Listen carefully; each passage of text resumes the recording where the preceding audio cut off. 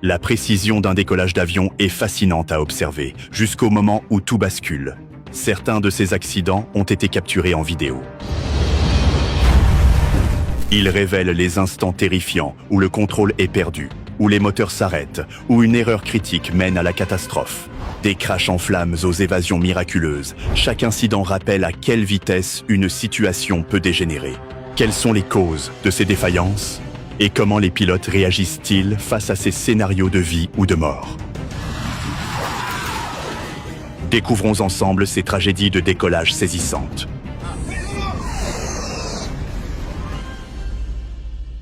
Numéro 20, le vol 587 d'American Airlines. C'était un jour ordinaire, le 12 novembre 2001, quand le vol 587 d'American Airlines a décollé de l'aéroport John F. Kennedy à New York. L'avion, un Airbus A300, se dirigeait vers l'aéroport Las Américas en République dominicaine. À bord se trouvaient 251 passagers et 9 membres d'équipage. Tout semblait normal, jusqu'à peu après le décollage, lorsque l'avion a rencontré des turbulences causées par un autre appareil, un Boeing 747 de Japan Airlines qui avait décollé quelques minutes plus tôt. Le copilote Stan Mullen a tenté de corriger la situation en ajustant le gouvernail de l'avion, mais il a réagi trop fortement. Cela a provoqué la rupture complète du stabilisateur vertical qui aidait à diriger l'avion. Sans ce stabilisateur, l'avion est parti en vrille incontrôlable. Les forces étaient si intenses que les deux moteurs se sont détachés des ailes. Tragiquement, l'avion s'est écrasé dans un quartier de Queens, à New York, ôtant la vie à 260 personnes à bord et à 5 personnes au sol. L'accident s'est produit à seulement quelques kilomètres du site des attaques du World Trade Center, suscitant immédiatement des craintes d'un autre événement terroriste. Mais après enquête, le National Transportation Safety Board a conclu que ce n'était pas du terrorisme. Au lieu de cela, il a été déterminé qu'une erreur du pilote était en cause. Bien que cette tragédie ait été dévastatrice, un autre incident aérien à cette époque a montré comment des défaillances techniques pouvaient également mener à des situations dangereuses. Numéro 19. Le vol fatal de Japan Airlines. Le Japon a aussi connu son lot d'accidents d'avion tragiques, y compris l'un des pires jamais enregistrés. Le 12 août 1985, le vol 123 de Japan Airlines, un Boeing 747 SR-46, a connu un sort dévastateur. L'avion, immatriculé JA811-19, effectuait un vol domestique de l'aéroport de Haneda à Tokyo vers l'aéroport international d'Osaka. À bord se trouvaient 509 passagers et 15 membres d'équipage. Peu après le décollage, un problème majeur est survenu. La cloison de pression arrière, une pièce critique de l'avion, a cédé. Ce problème remontait à des réparations mal effectuées 7 ans plus tôt, après que la queue de l'avion avait été endommagée lors d'un vol précédent. La réparation défectueuse a provoqué une décompression soudaine, entraînant la rupture du stabilisateur vertical. Sans ce stabilisateur, il est devenu extrêmement difficile de contrôler l'avion. Le commandant Masami Takahama et le premier officier Yutaka Sasaki ont fait de leur mieux pour gérer la situation. Mais l'avion est devenu presque impossible à diriger. Malheureusement, il s'est écrasé sur le mont Takamagahara dans la préfecture de Gunma, déclenchant un incendie massif. Ce fut une catastrophe déchirante. 520 personnes ont perdu la vie, ce qui en fait l'accident d'avion le plus meurtrier de l'histoire. Remarquablement, 4 passagers ont survécu, bien qu'ils aient été grièvement blessés. Numéro 18. La tragédie d'Emery Worldwide Airlines. Un autre accident déchirant s'est produit avec le vol 17 d'Emery Worldwide Airlines, un McDonnell Douglas DC-8 cargo, le 16 février 2000. L'avion, connu sous le nom de N8079U, était piloté par le commandant Russell Hicks. Juste après le décollage de Sacramento, l'équipage a remarqué un problème. Ils ont signalé des difficultés à contrôler l'inclinaison de l'avion, c'est-à-dire la manière dont il s'incline vers le haut ou vers le bas. Malgré leurs efforts pour faire demi-tour et atterrir en sécurité, l'avion s'est écrasé dans une casse automobile à proximité. Malheureusement, aucun des 3 membres d'équipage n'a survécu. Les enquêteurs ont découvert qu'une pièce appelée l'onglet de contrôle de l'élévateur droit s'était détachée car elle n'avait pas été correctement fixée lors de la maintenance. Le boulon utilisé pour l'attacher n'avait pas été inspecté comme il aurait dû l'être. Sans cette pièce de contrôle cruciale, l'équipage ne pouvait pas maintenir la stabilité de l'avion, conduisant à cet accident tragique. Numéro 17. l'accident du vol 402 de TAM Airlines. Le contrôle de la tour a filmé le vol 402 de TAM Airlines, qui a connu une fin tragique le 31 octobre 1996. L'avion, un Fokker Saint, quittait l'aéroport de Congonhas à São Paulo, au Brésil, pour se rendre à l'aéroport Santos Dumont, à Rio de Janeiro. Peu après le décollage, quelque chose a mal tourné. Un système appelé inverseur de poussée sur le moteur droit, normalement utilisé pour ralentir l'avion à l'atterrissage, s'est activé par erreur. Cela a provoqué une poussée inégale, rendant le contrôle de l'avion difficile pour les pilotes. Le commandant José Antonio Moreno et le premier officier Paulo Roberto de Oliveira ont tout tenté pour résoudre le problème. Mais l'avion a commencé à s'incliner à droite et a rapidement perdu de l'altitude.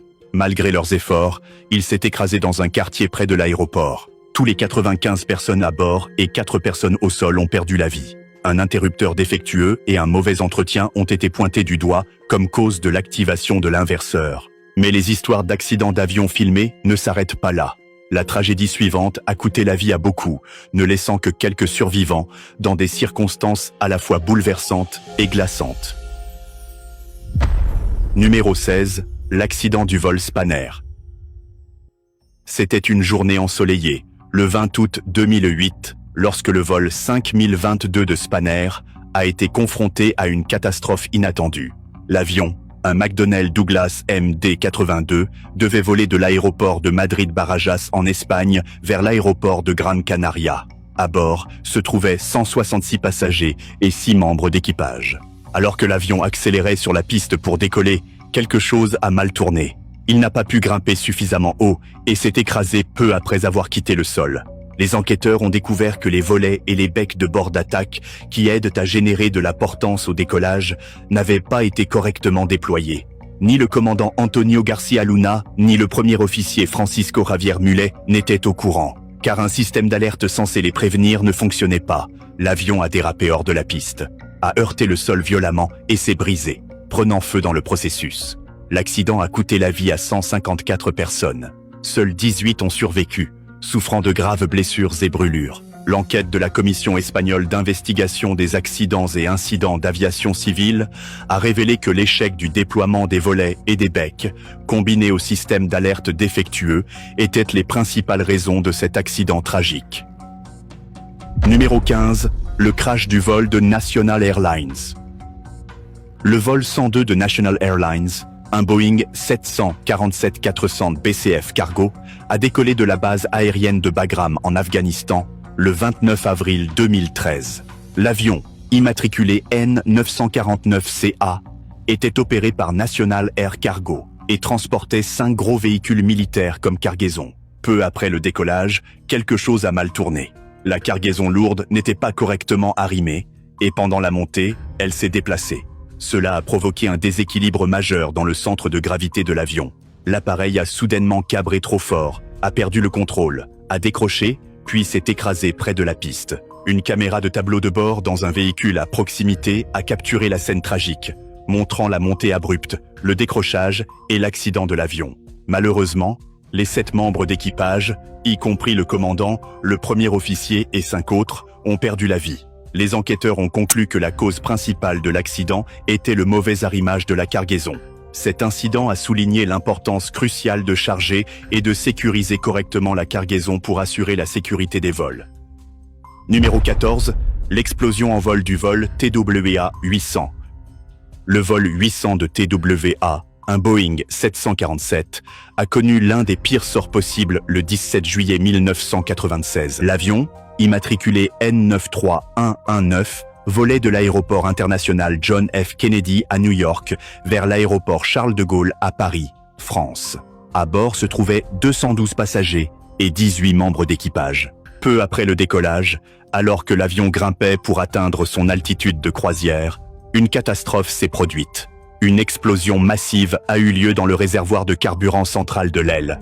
La force de l'explosion a déchiré l'avion en plein vol, envoyant des débris s'écraser dans l'océan Atlantique près de Long Island, New York. Tragiquement, les 230 personnes à bord ont perdu la vie. Le National Transportation Safety Board a enquêté longuement sur les causes de cette tragédie. Ils ont conclu qu'un court-circuit avait enflammé un mélange inflammable de carburant et d'air dans le réservoir. Bien qu'ils n'aient pas pu identifier la cause exacte du court-circuit, ils ont suspecté un problème lié au câblage de l'avion. Numéro 13. L'accident évitable du vol d'Air Ontario. Par une froide journée de printemps, le 10 mars 1989, le vol 1363 d'Air Ontario, un Fokker F-28 Emile Fellowship, a été victime d'un accident tragique. L'avion décollait de l'aéroport régional de Dryden, en Ontario, Canada, pour se rendre à Winnipeg, Manitoba. À bord se trouvaient 65 passagers et 4 membres d'équipage. Les problèmes ont commencé par des retards au sol, car plusieurs vols étaient devant eux. De la neige et de la glace se sont accumulés sur les ailes pendant cette attente. Malgré les conditions météorologiques difficiles, le commandant George Morwood et le premier officier Keith Mills ont décidé de décoller sans dégivrer l'avion. Alors que l'avion accélérait sur la piste, la neige et la glace sur les ailes ont perturbé le flux d'air. Cela a rendu difficile un décollage correct. L'avion a lutté pour gagner de l'altitude, mais n'a pas atteint une hauteur suffisante, s'écrasant dans des arbres à la fin de la piste. L'accident a provoqué un incendie et malheureusement, 24 passagers et 2 membres d'équipage ont perdu la vie. 34 passagers et 2 membres d'équipage ont survécu, bien que beaucoup aient été gravement blessés. Les enquêteurs de la Commission canadienne de la sécurité aérienne ont déterminé que la décision de ne pas dégivrer l'avion était une cause clé de la catastrophe. Ils ont également pointé du doigt des problèmes dans la gestion des opérations de la compagnie aérienne, qui ont aggravé les dangers. Cet accident suivant rappelle brutalement que même être commandant d'un avion ne vous immunise pas contre des erreurs qui peuvent coûter des vies. Numéro 12. Le vol cargo de Korean Air. Le 22 décembre 1999, le vol 8509 de Korean Air Cargo, un Boeing 747 cargo, a été victime d'un accident tragique.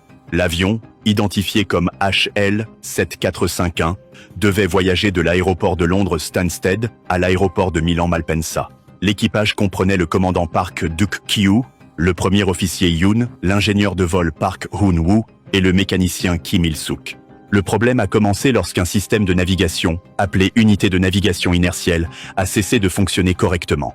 Il affichait des informations erronées sur l'écran du commandant concernant la position de l'avion. Bien que le premier officier et un système de secours affichèrent les bonnes données, l'écran du commandant continuait de montrer des erreurs. Ce problème avait déjà été remarqué lors d'un vol précédent depuis Tashkent, en Ouzbékistan, mais n'avait pas été complètement résolu avant le départ de Stansted. Après le décollage, le commandant s'est fié aux informations erronées, ce qui a conduit à de mauvaises décisions en vol. Le premier officier et l'ingénieur de vol n'ont pas pu corriger les erreurs du commandant à temps. L'avion a grimpé à environ 426 mètres, mais a commencé à virer brusquement à gauche. Il a rapidement perdu le contrôle et s'est écrasé dans la forêt de Hatfield, près du village de Great Allingbury. Malheureusement, les 4 membres d'équipage ont perdu la vie. Les enquêteurs ont découvert que l'incapacité de l'équipage à travailler efficacement ensemble et l'échec à réparer l'équipement défectueux étaient les principales raisons de l'accident. Numéro 11. La fin brutale du vol 06 de Singapore Airlines. Le vol 06 de Singapore Airlines a connu une fin tragique le 31 octobre 2000. L'avion, un Boeing 747 immatriculé 9F-EPK, volait de l'aéroport de Changi à Singapour vers l'aéroport international de Los Angeles, avec une escale à Taïwan. À bord se trouvaient 159 passagers et 20 membres d'équipage. À l'aéroport de Taoyuan à Taïwan, de fortes pluies et des vents violents causés par le typhon Xangsan réduisaient la visibilité. Alors que l'équipage dirigé par le commandant Fung Chi-kong, le premier officier Latif Cyrano et le pilote de relève Eng Keng-leng se préparaient au décollage. Ils se sont engagés par erreur sur une piste fermée en construction au lieu de la piste active.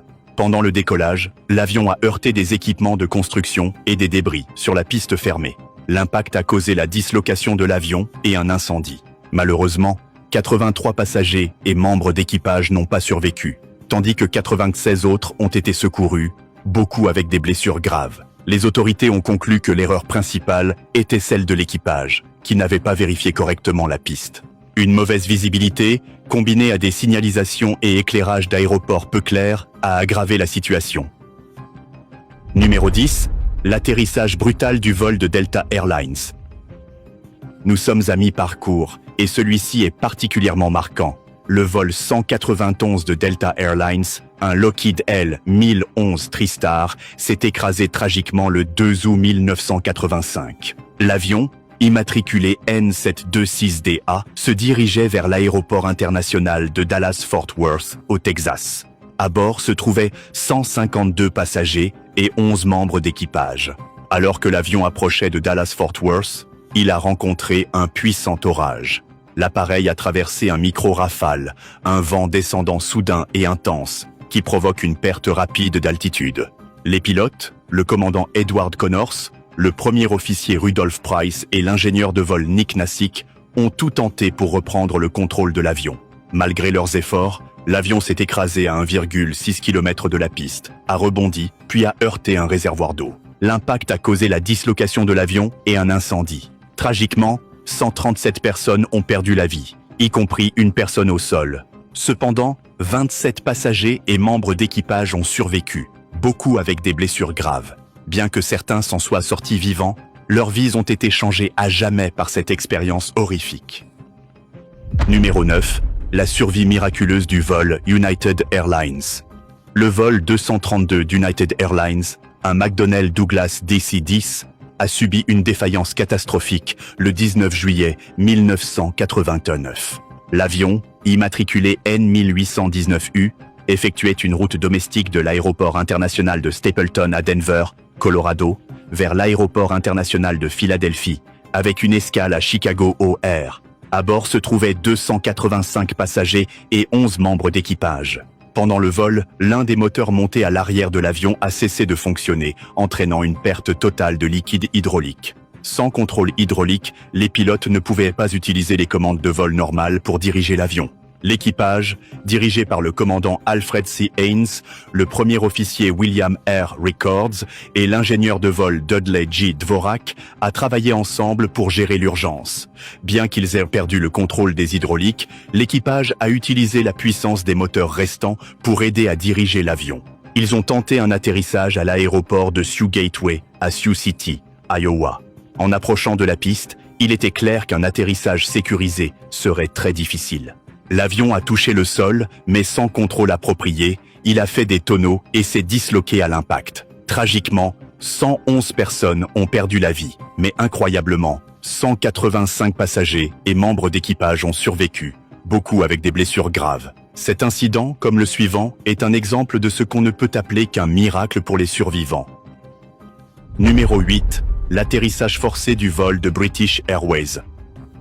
Au milieu de janvier 2008, le vol 38 de British Airways a vécu une journée que personne à bord n'oubliera jamais. L'avion, un Boeing 777 immatriculé GWK MMM, volait de Pékin, en Chine, vers l'aéroport de Heathrow à Londres, au Royaume-Uni. Il transportait 136 passagers et 16 membres d'équipage. Tout se passait bien jusqu'à ce que l'avion s'approche de Heathrow. Soudain, les deux moteurs ont perdu de la puissance. Les pilotes, le commandant Peter Burkill et le premier officier John Coward ont essayé d'augmenter la poussée des moteurs, mais rien ne s'est produit. L'avion a commencé à descendre rapidement et avant que quiconque puisse réagir, il s'est écrasé sur l'herbe juste avant la piste. Il a glissé jusqu'à s'arrêter, l'atterrisseur avant s'écrasant sous le poids. Bien que l'accident ait été terrifiant, personne n'a perdu la vie. 47 passagers ont été blessés, mais un seul a subi une blessure grave. Grâce aux actions rapides de l'équipage et des équipes de secours, tout le monde s'en est sorti sain et sauf. Les experts ont découvert que des cristaux de glace s'étaient formés dans le système de carburant pendant le vol. Ces morceaux de glace ont bloqué l'arrivée de carburant au moteur, ce qui explique leur perte de puissance au pire moment. Numéro 7. Le vol 214 d'Asiana Airlines. En été 2013, quelque chose a mal tourné lors d'un vol de routine de la Corée du Sud vers San Francisco. Le vol 214 d'Asiana Airlines, un Boeing 777, effectuait son approche finale vers l'aéroport de San Francisco le 6 juillet, quand une catastrophe s'est produite. L'avion, identifié comme HL7742, transportait 291 passagers et 16 membres d'équipage. Tout semblait normal au début, mais alors que l'avion s'approchait de la piste, il est devenu clair que les pilotes ne volaient ni assez haut ni assez vite. Le commandant Lee Kang-kook, qui apprenait encore à piloter ce type d'avion, était aux commandes, tandis que son instructeur, le commandant Lee Jong-min, supervisait. D'une manière ou d'une autre, ils n'ont pas réussi à maintenir l'avion sur la bonne trajectoire. La queue a heurté une digue avant la piste, ce qui a fait pivoter et disloquer l'avion. Un incendie s'est déclaré après l'accident et la scène est rapidement devenue chaotique. Malheureusement, 3 personnes sont mortes et 187 autres ont été blessées, certaines très gravement. Grâce au courage des agents de bord et à l'action rapide des équipes de secours, la plupart des passagers s'en sont sortis vivants. Les enquêteurs du National Transportation Safety Board ont découvert que les pilotes n'avaient pas surveillé la vitesse et la trajectoire de descente comme ils auraient dû. Ils comptaient également trop sur les systèmes automatiques de l'avion, ce qui a compliqué les choses lors de l'atterrissage. Numéro 6. La fin tragique du Concorde. En juillet 2000, le vol 4590 d'Air France, un jet Concorde élancé immatriculé FBTSC, se dirigeait de Paris vers New York pour un vol charter. À bord se trouvaient 100 passagers et 9 membres d'équipage. Alors que l'avion accélérait sur la piste de l'aéroport Charles de Gaulle, il a roulé sur un morceau de métal sur le sol. Ce métal était tombé d'un autre avion, un DC-10 de Continental Airlines, qui avait décollé plus tôt. Lorsque le pneu du Concorde a heurté les débris, il a éclaté, envoyant des morceaux percuter le dessous de l'aile. L'un de ces morceaux a percé un trou dans le réservoir de carburant, et le carburant qui s'échappait a pris feu. Malgré leurs meilleurs efforts, les pilotes, le commandant Christian Marty, le premier officier Jean Marco et l'ingénieur de vol Gilles Jardineau n'ont pas pu faire grimper l'avion assez haut ou assez vite pour éviter la catastrophe. L'avion a perdu le contrôle et s'est écrasé dans un hôtel à Gonesse, une ville près de l'aéroport. Tragiquement, les 109 personnes à bord ont perdu la vie, ainsi que 4 personnes au sol. Comme d'habitude, une enquête des experts en sécurité aérienne en France a révélé que l'accident était dû aux débris métalliques sur la piste. Cette tragédie a rappelé l'importance des inspections minutieuses des pistes pour assurer la sécurité des avions. Après l'accident, le Concorde a finalement été retiré des vols commerciaux en 2003, marquant la fin de son ère. Numéro 5. La défaillance catastrophique du moteur du vol Southwest Airlines. Un matin de printemps en avril 2018, le vol 1380 de Southwest Airlines a décollé de New York pour Dallas avec 144 passagers et 5 membres d'équipage. L'avion, un Boeing 737 immatriculé N772 SW, semblait prêt pour un voyage sans encombre. Mais les choses ont vite changé. Pendant le vol, quelque chose a mal tourné avec le moteur gauche. Il s'est disloqué, envoyant des morceaux percuter l'avion. L'un d'eux a frappé le côté et brisé une fenêtre. La perte soudaine de pression dans la cabine a rendu la situation chaotique. La commandante Tammy Jo Schultz et le premier officier Darren Ellisor ont rapidement mis leurs masques à oxygène et ont entamé une descente d'urgence. Malheureusement, une passagère nommée Jennifer Riordan a été partiellement aspirée par la fenêtre brisée. Les autres passagers et les agents de bord ont fait de leur mieux pour la ramener à l'intérieur et lui porter secours. Mais ses blessures étaient trop graves et elle n'a pas survécu. Malgré tous les dégâts, la commandante Schultz et le premier officier Ellisor sont restés calmes et ont réussi à poser l'avion en toute sécurité à l'aéroport de Philadelphie. Leur sang-froid et leurs compétences ont été salués pour avoir sauvé tant de vies ce jour-là. Les enquêteurs ont découvert plus tard qu'une pale de ventilateur du moteur s'était cassée à cause de la fatigue du métal, causant tout le problème. Cela a rappelé que même des inspections minutieuses peuvent parfois manquer ces dangers cachés. Mais les accidents comme celui-ci ne se limitent pas au vol de passagers. Les avions militaires font aussi face à des risques, comme nous l'explorerons plus près de la finale. Numéro 4. Le siège éjectable sauve la mise. Il n'y a pas si longtemps, en novembre 2021, le HMS Queen Elizabeth, le porte-avions principal de la Royal Navy anglaise, était stationné en mer Méditerranée. Un pilote se préparait à décoller dans un chasseur d'une valeur de 100 millions de dollars. Il a poussé les gaz et s'est dirigé droit vers la rampe. Mais les choses ne se sont pas passées comme prévu. Le jet n'a pas pris assez de vitesse pour quitter le pont. Il y a un vieux dicton dans l'armée. La portance est un cadeau, la poussée est indispensable, et ce jour-là, la poussée était absente. Heureusement, le pilote a réussi à s'éjecter juste à temps. Son parachute s'est déployé et il a flotté en sécurité avant que le jet ne sombre au fond de l'océan. Mais les sièges éjectables ne sont pas réservés aux pilotes modernes. Ils sont un dernier recours pour quiconque lorsque les choses tournent mal en vol. Un pilote américain à l'ancienne, pilotant un Grumman A6 Intruder, l'a bien compris. Un jour, quelque chose a mal tourné avec le moteur de son avion. La tour lui ordonnait de grimper, mais le moteur ne répondait pas. Quand grimper s'est transformé en s'éjecter, lui et son copilote ont été éjectés latéralement hors de l'avion. Tous deux ont atterri en sécurité dans l'eau, mais la force soudaine de l'éjection a durement touché le pilote. La force G a comprimé sa colonne vertébrale au point qu'une fois sorti de l'eau, il mesurait 2,54 cm de moins qu'avant. Numéro 3. Collision avec des oiseaux sur un vol Southwest. Piloter de gros avions dans le ciel rend presque impossible d'éviter les oiseaux.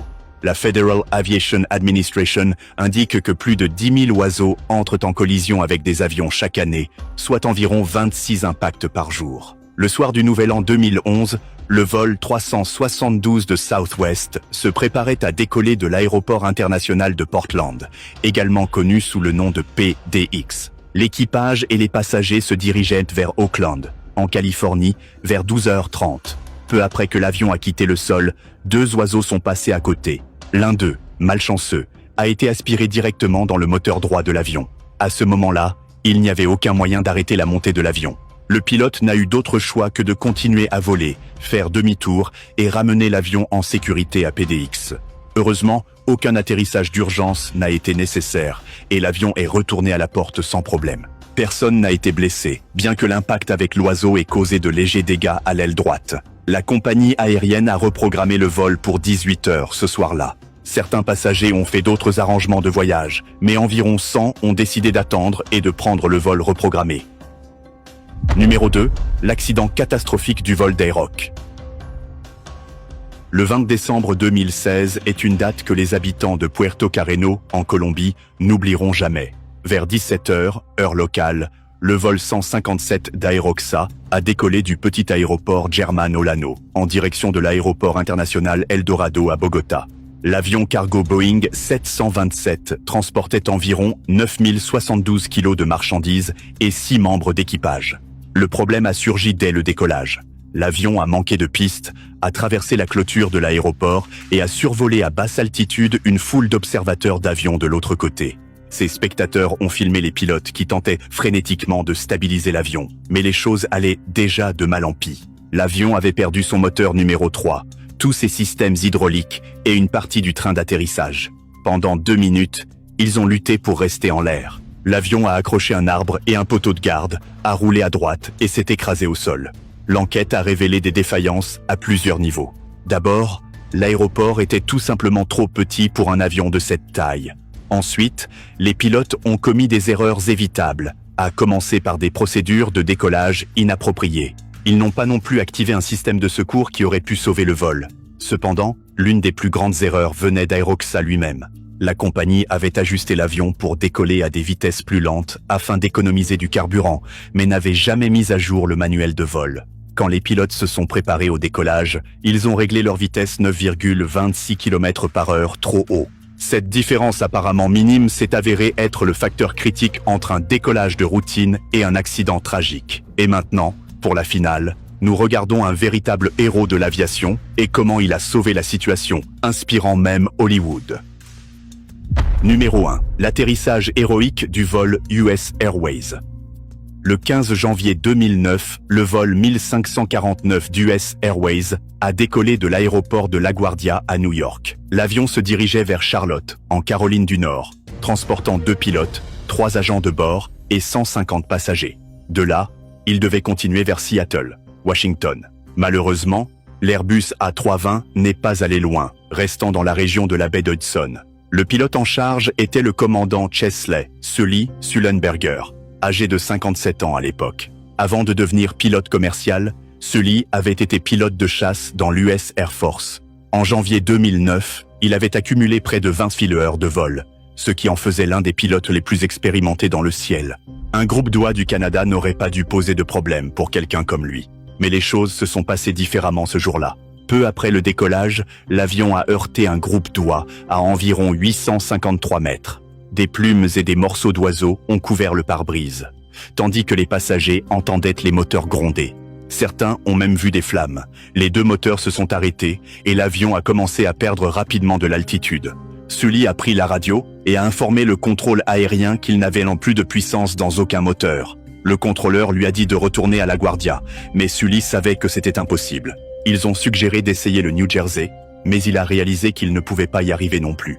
Le choix le plus sûr était la rivière Hudson.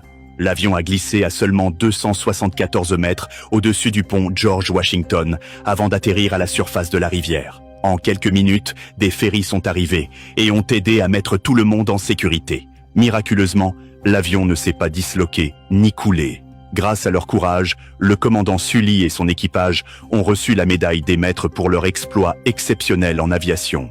Ils ont même reçu une ovation debout au Super Bowl 43 et ont été plus tard intronisés au temple de la renommée internationale de l'air et de l'espace. En 2016, Clint Eastwood a réalisé le film Sully, avec Tom Hanks dans le rôle du désormais célèbre pilote.